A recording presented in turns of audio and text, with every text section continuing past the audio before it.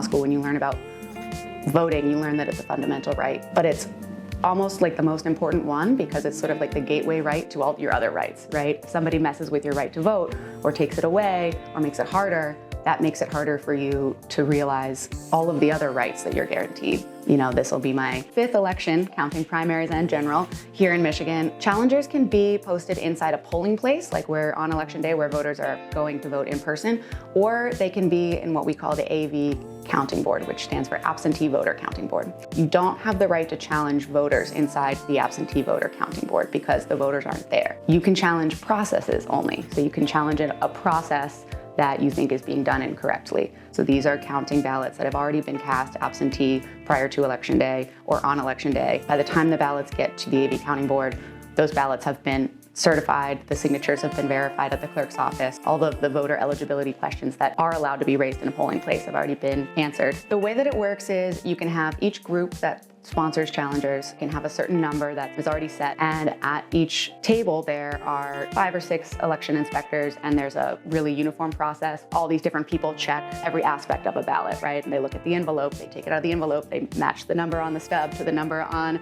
the envelope, they make sure everything is signed the way it should be, and it goes around the table.